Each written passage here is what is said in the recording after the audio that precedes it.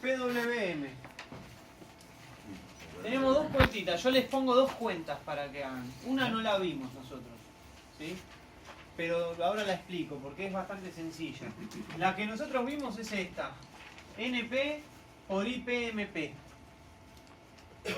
Número de series en paralelo que tengo de paneles, ¿sí?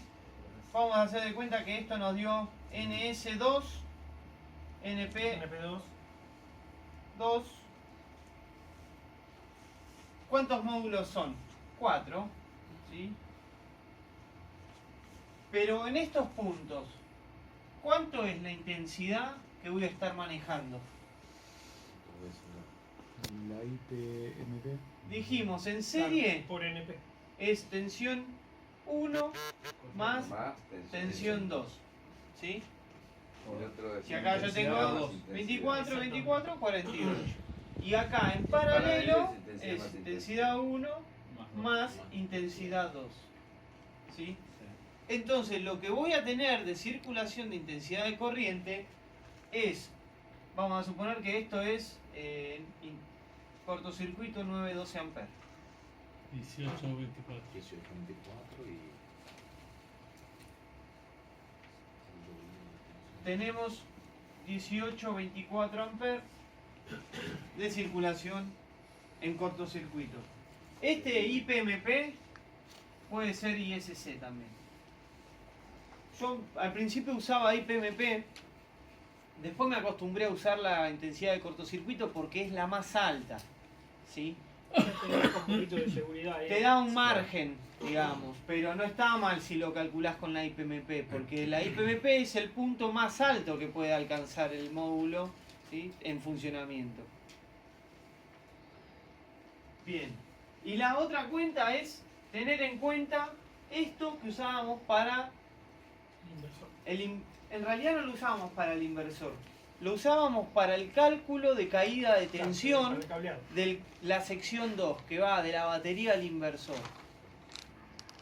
Esa cuenta, dPMS sobre BT, si ustedes se fijan en lo que estuvimos haciendo en la clase pasada, es igual a la I dentro de la fórmula de caída de tensión. Sobre BT, o dijimos que podía ser la potencia máxima del inversor sobre BT. ¿Sí? ¿Por qué teníamos esta dPMS sobre BT?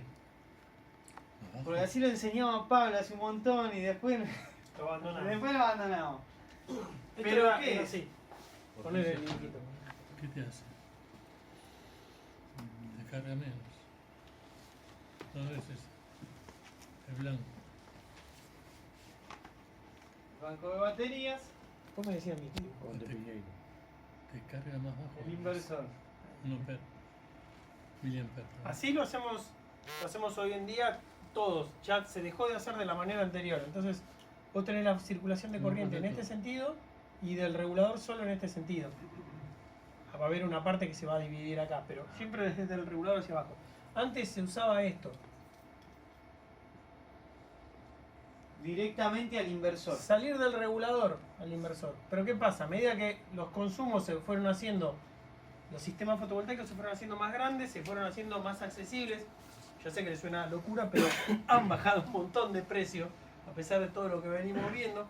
Entonces se usaban inversores muy chiquititos y se salía del regulador. El problema es que el regulador no tolera ningún tipo de pico.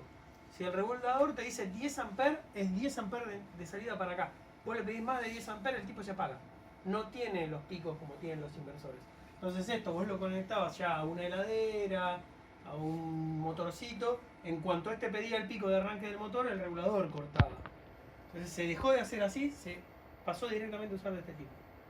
Estos sistemas prácticamente quedaron solo para lo que son kits de iluminación nada más, chiquititos. Donde el regulador, ¿qué hace? Hace todo el laburo de controlar que vos con el consumo no te comas toda la batería. Cuando la batería baja mucho el voltaje, el regulador te corta acá. ¿Entendés? Laburo que hoy en día hace el inversor en sistemas en 220. Todavía se siguen usando para casas rodantes o cosas muy chiquititas. La dPms sobre BT es Esa es decir, la corriente que pasaba por ese lado. esta circulación de corriente, ¿sí? Que va al consumo. ¿Sí? Prácticamente ya no se usa. Nosotros en el cálculo de caída de tensión lo vemos en S2, que es esto para allá, al consumo. ¿Se dan cuenta?